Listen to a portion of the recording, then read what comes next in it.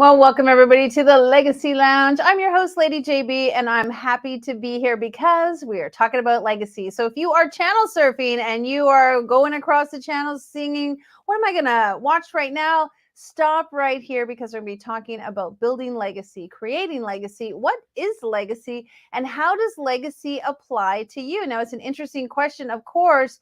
And the reason we're here is because we all have the ability to be legacy makers in our lives. We have the capacity, the ability, the power, the wisdom, the knowledge, the knowing to become legacy makers, each and every one of us. And many people don't feel like they have legacy in their lives or don't even know where to begin. And that's why we're doing this show, because legacy starts one person at a time. And legacy is something that all of us are doing. In fact, we're doing it right now. We're building memories, we're creating networks, we're fostering communities, we're having impact, and that is creating a legacy all on its own. And what you want to do is do it with intention. You want to create a legacy with intention. Where are you driving yourself forward? And what is it you want to achieve? And how can what you do make an impact on others?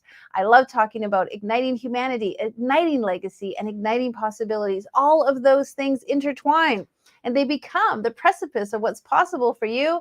And that means you have the chance to create a legacy in your lives that will affect somebody else. Now, of course, I have some wonderful guests that come on the show, and I call them legacy makers, true legends in their industry, people who are really moving the needle in a unique and powerful way and doing something to create a legacy and inspire others that legacy is possible. And that's what's so exciting about our guests, is because they're talking about legacy in a new and different way. And we're unpacking what legacy is so that it's not just one person's identification. It's not just what one person thinks it is. It's what legacy means to you, to the individual. And we want you to start thinking in your mind, what is legacy? So that when you're ready, you can decide that legacy is for you. All right, well, let's get going because we have a great guest. I always love my guests. I have the best guests ever. Brigitte Hufele is a female business owner that lives the American dream. She's the owner and founder of two educational institutions, one for children, the Montessori School of Cleveland, and the other for adults, the Center for NLP. Why have two opposite educational facilities? Well, that's because Brigitte knows children are innocent by nature. It's the adults around them that shape their growth and potential in each child. Brigitte is German by birth, American by choice, an educator by trade, a speaker by trainer, by design, a CEO by passion. I love this bio.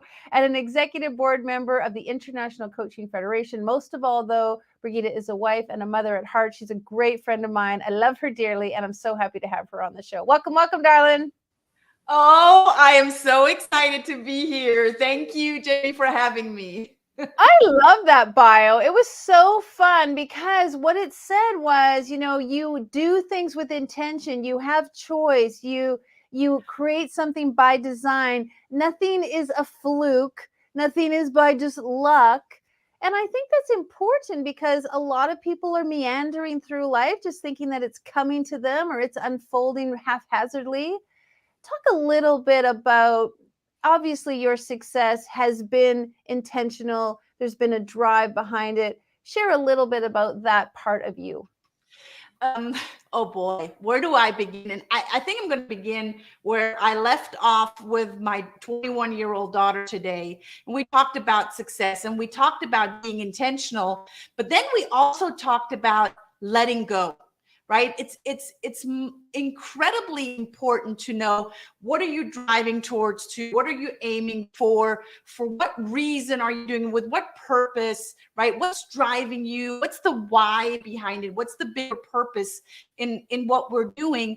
But then, the question arises, what's in my control? What's not in my control? And if I am not attached, if I'm very clear, this is where I'm going, but I'm not necessarily super attached to it, it rigidly has to go this specific way. Because if we're that rigid and we're that dialed in and tuned into it's only, one way or it's my way or the highway, I think that's not how you create legacy. Legacy leaders are very dialed in and tuned in to the outcome. Like, how do I want people to feel? What do I want them to see? What do I want them to experience in this legacy that I'm creating?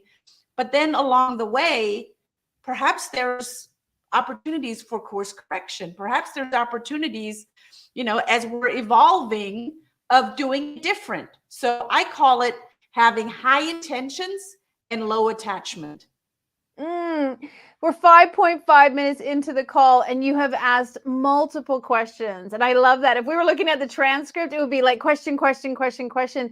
But I think that's indicative of legends and legacy makers. They ask a lot of questions. They're seeking, they're looking for, they're wanting answers. They're not, again, just waiting for it to unfold. They're not just letting it, oh, well, what's going to happen? You're asking the questions. What do I want to be known for? How do I want to show up? What is my impact? What are my intentions? How can I do this differently? Folks, if you've got a pen and paper, start writing some of these down, because each and every one of these questions begin to unpack a very powerful trajectory for you. There's no right or wrong answer. Do you agree? There is no right or wrong answer. There is what is.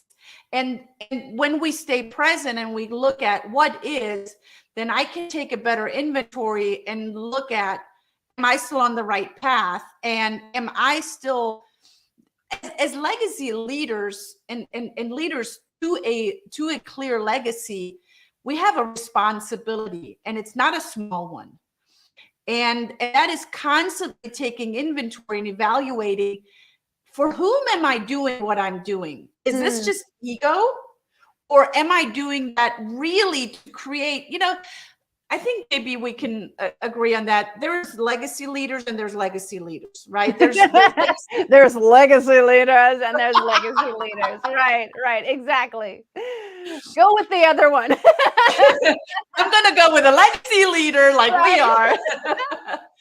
And those kind of legacy leaders are in tune, and I call it the win-win-win. They're in tune to a win-win-win. Now it's a 3-part win. The one win is, hey, follow me. You're going to be great. I'm going to shine. If you shine or not, I really don't care. So that's just one win. And you already see it. If you can see my face, I hate it. It's like I completely disgust, right? Now, if there's a win-win, there's a give and take. There's something in it for everyone. That's great. And that's the normal, way of doing things, creating a legacy or business or relationship or whatever. But I'm really going for the third win. So who else wins? Like the big legacy leaders in our world, they look at who else, what is that greater ripple effect can we have an impact on? Who else wins? Family, community, our world, our Mother Earth. What else is there that we can impact in a really powerful and good way? I call that the triple win. I have the exact same analogy. It's the triple win, the win-win-win. And then I like to go on and say, let's 4x this win, let's 5x this win, because you win. I always say I win as a business owner. You win as a customer, your customers win, and then the environment wins. The community wins, the country wins. I love the 4x and 5x win. And I think if we look at some of the big legacy players that we could label globally, they're always looking at the 4x, the 5x, the 10x win. How is the people winning, the environment winning, the economy winning, the politics winning, the GPS winning? I mean, they're looking at the big wins. And yet, when we go back to the ego leader, they're often just seeing the one win. Or sometimes the people who don't feel like they're meeting the legacy are just, again, seeing the one win. I think there's this choice that a real leader makes, that they feel supported in their decisions and they want to increase the abilities of those around them. It's not necessarily like they want to make themselves better. They want to make the people around them better. And I've had a lot of discussions about Maslow's and sort of that hierarchy, like I have my base needs, then I, have my next needs, then I have my next needs, and then I'm willing to make I really want to work towards the greater needs, the higher needs. I think that for both of us, I feel our performance, how we show up, how we speak, how we project ourselves, that all has an influence, and it really isn't necessarily that tangible, measurable thing that many people relate legacy to. Speak about that, because it's for me a bigger frequency of winning. And I'm so glad that you're talking about frequency. I did a whole segment the other day based on Dr. Hawkins' map of consciousness, right? Wow. And we look at the lowest frequency, which is shame, and then comes guilt, right? And then fear, and all of those emotions and state of minds that people are living in, and they don't even know it. And yet the journey is to get to enlightenment, right? And we don't go from shame and guilt to enlightenment in one jump. Right. And when we look at the neurological levels of what Robert Dilts teaches, environment is the very bottom of it's a triangle, right? And he goes from environment to behavior to capabilities to identity to purpose. And yet most people focus on their environment. They focus on, where am I at? How can I make a difference in that environment? But I applaud that. And that's the mere beginning. After that environment, if we really take a deeper look at what really has an impact on that, is my behavior. How do I show up? With what kind of energy do I show up? With what kind of mindset do I show up? What am I exuding? Is it just talking the talk, or am I also walking the walk? What kind of capabilities and skills do I have that will support that behavior? And then, who am I? What do I stand for? What are my beliefs? What are my values? What are my core values? What triggers me, and what makes me like jump for joy? Those are all things. Now we're going, up into towards enlightenment. And when we are clear in who we are as an individual, then we can truly plug into and become part of something that is so much greater than me, because it's not about me. Legacy is not about me. It's not. We could talk about this forever, because it's really quite a fascinating topic in all truth, because we all have experiences in our life that we feel blame or guilt or inadequacy, and that's completely normal. In fact, I feel like it's part of the human experience. We have to feel these emotions, these awkward, uncomfortable, I don't like these emotions, to make us move, to make us try, to make us push. If everything was just great, we'd all just sit around and, hang out. But the uncomfortableness and the awkwardness and the willingness and the wantingness for it to be different is where that tension creates the movement and creates the traction. What I love what you said about in that hierarchy is also the quadrant of capabilities. We are so capable. We are so capable of shifting our thoughts, of creating a new idea, of looking for solutions. You said it right at the beginning, that ability to pivot. Leaders pivot. They look at what's happening and then they're like, okay, let's make that better. I'd love for you to talk a little bit about, because you've been in situations where you've had to pivot and you've had to change, and maybe it was uncomfortable and you had to shift. The making of a legend, the making of a legacy maker. Can you walk us through that a little bit in your life? Yeah, you said something earlier. We need, uncomfortable situations, uncomfortable state of minds, or else we would all just be sitting around and holding hands and, eating bonbons. pounding each other's shoulders of how great we are, right? But if we could bottle that mindset that you have, JB, the mindset of, I don't have to be stuck in that. I can actually use that as a driver. I can use that as fuel to go, no, I do not, I'm going to question the status quo. I do not want to be stuck in this situation. I do not want to be stuck in this mindset or in this limiting belief or whatever it may be that one may feel stuck in or driven by. But unfortunately, humanity is the majority of humanity does get very comfortable. It's not really comfortable, but it's the known zone, gets very comfortable in staying in that because, oh my gosh, change is hard.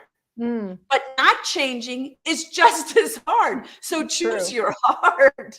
Yeah, it's true. What kind of hard do I want? And in truth, like I always talk about the bubble. Like we're going through life in a bubble. We're inside the bubble, and the bubble is kind of moving around. We're not really in control of it. We're like inside it, but it's going and doing its own thing. And when we get to that point where we really want to push through the membrane, where we really want to stand on our own, where we really want to make a difference, there is that uncomfortable breaking through the membrane place. But the cool thing is then you become your own bubble. You're in charge of your own bubble. You're driving your own bubble. And you're creating now an atmosphere within your own bubble. And I know it's an interesting analogy that maybe it's only fun for me. But what I love about it is that there is that breaking through the membrane part. And it's no different than you have to crack open the walnut to get to the good stuff inside. There are many people who reach that push point, that membrane point, and they retreat. Can you give people some legacy ideas, some legend ideas? How do they push through that membrane? I love your analogy of the walnut, and I want to bring another analogy in. That is the little chicken that breaks through the egg, right? And it must, in order for it to survive on the outside, it must peck and peck and peck and peck until it is completely, not just a little bit through, but completely through the entire shell, that it can go out and survive. So it's developing muscles in its entire body, but mostly in its neck, in order for its head not to fall back and just completely die once it's out of the shell. So we are developing those muscles, and as society and as humans, we've just gotten really, and I say we, only a few people get very complacent in staying in the egg or in being okay with what is. And it takes a very specific kind of drive to say, no, enough. I do want change. It's going to be hard. I embrace that change. I embrace taking that next step. And the reason why people, I think, from all the studies that I've taken, are not taking the steps is they're not looking at what's ahead. What is I call it the well-formed outcome. What is it that I want? Where am I aiming at? What do I want out of this change? What's on the other side of change?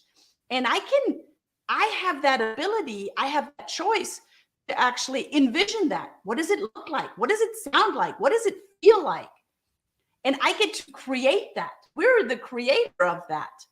And that is so much fun. And it's so important that people understand that when we give them the power of choice and the power of imagining it, and that there are no limitations, go do it. Yeah, and it's micro wins. I mean, what do I want it to look like tomorrow morning? What do I want it to look like this weekend, Mother's Day? What do I want it to look like end of the month? What do I want it to look like Q3? I mean, so many of us get wrapped up, and I've seen it over and over with many of my clients. The leapfrog from here to over there is so far that they don't even swing the bat. They don't even try. But the truth is, in legacy building, in my opinion, it's those little steps, Who do I want to be tomorrow? Who do I want to be next week? Who do I want to be after my kids move away from home? I've got another one graduating in a few weeks. Who do I want to be when my next birthday? Who do I want to, we get to decide continually and progressively. It's never the end point. There's never that end. You might reach who you want to be tomorrow, but guess what? Now you get to do who you want to be next week. I think that's the fun part, that legacy leaders, they see the joy in that. They see the excitement of that. I think many other people feel like that's arduous potentially, or maybe I can't reach that point. I'd love for you to share, because you have had incremental success and you've had setbacks, which many of us all have. Every legend leader has a setback. Can you give a little bit of your own personal background of some of the steps that you've taken and some of the successes that you've had, and then some of the hills you had to climb? Yeah. I mentioned change earlier, and I left a corporate job in Germany behind, very stable, very secure. There was no risk. I got my money every month. And I left that. My husband left his very stable and secure executive position as well when we left Munich and moved to the United States with a decision to build a school. And there were people, and they're still, after 20 years, there's still people back in Germany that go, "You're crazy." And I'm like, yeah, I embrace the craziness, right? So my father-in-law, when we decided we're going to move to the States, and we're taking his only grandchildren with us, of course, he said, "What if you fail?" And I said, "Yeah, but what if we succeed?" Right.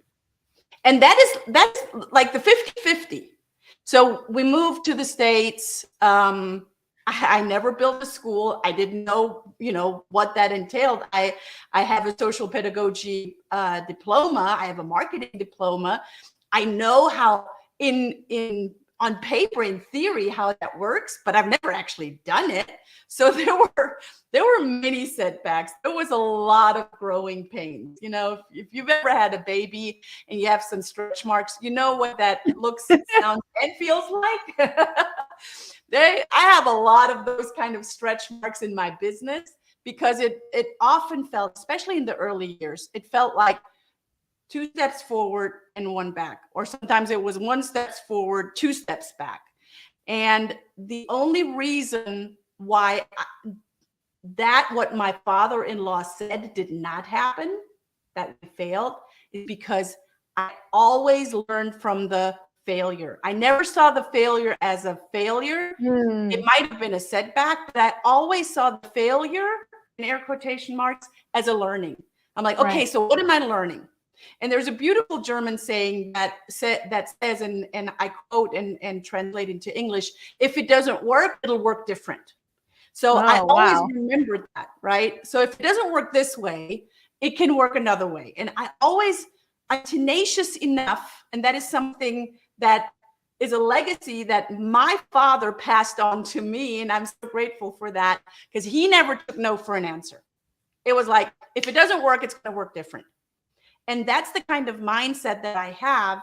And there were plenty of times, just me growing up, maybe, where it would have been easy for me to let go of that kind of mindset, because it was my mother and my 2 older sisters that constantly said, "Brigitte, just tone it down. You're too much. Just don't go for it. Just, why can't you just be, why do you have to always be, right?"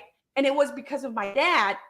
He always said, "Nope, don't change. Just go for it. Just continue your course. Just do whatever you think you're going to do."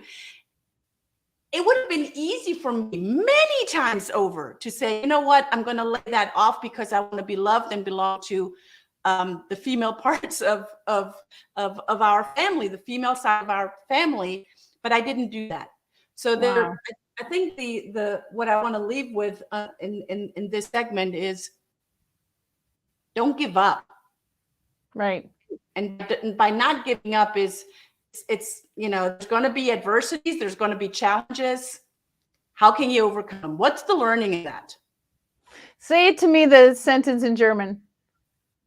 Oh, wenn es nicht geht, geht's anders. I love it. If it's not like this, it's meant to be different. Say it again in English now. If it doesn't work, it'll work different. Wenn es nicht geht, so if it doesn't go, geht's anders. It'll go different.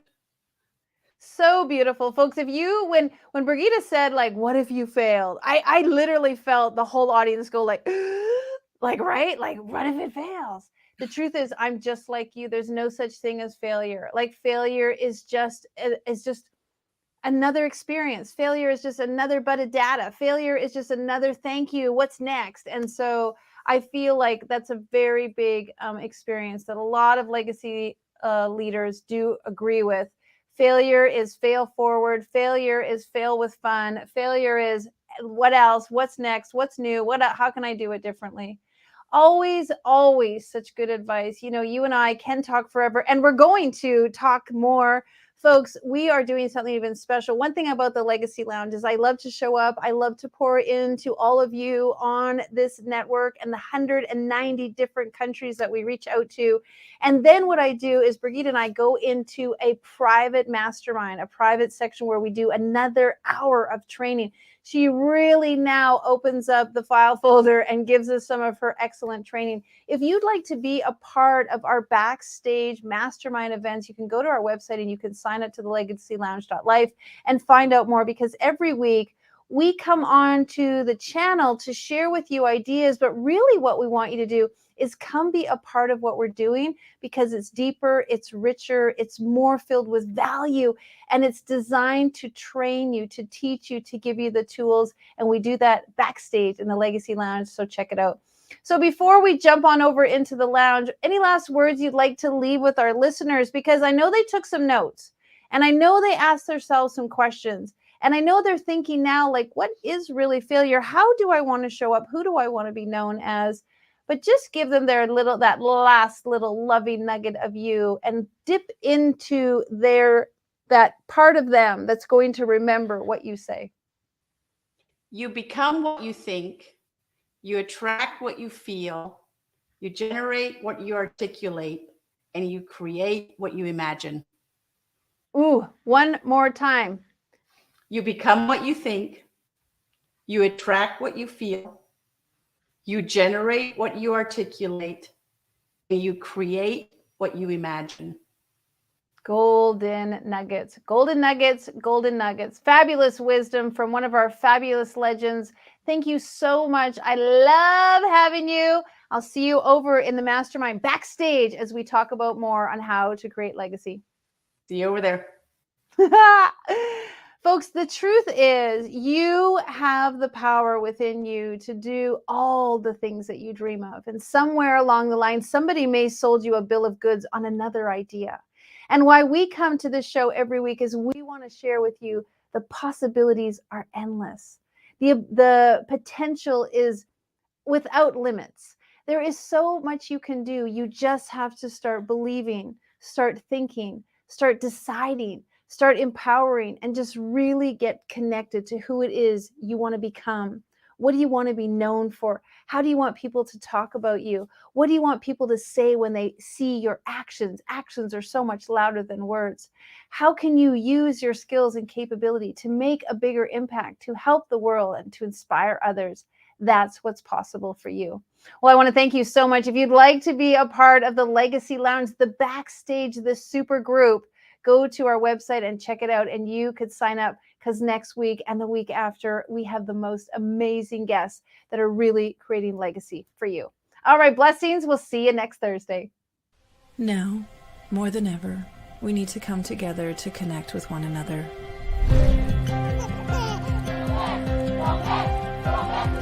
We need to feel the truth in who we are and let go of everything that's happened in the past. We need to empower every person on the planet and awaken hearts, enliven souls, come together, laugh, play, rejoice, connect, create, and love.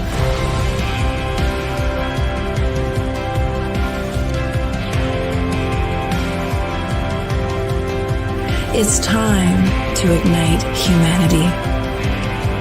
We want you to be a part of something that will impact the future for everyone. We want you to tell your story, share your Ignite moment, show people who you truly are. Be a part of igniting humanity and making a difference in the world and all of our futures.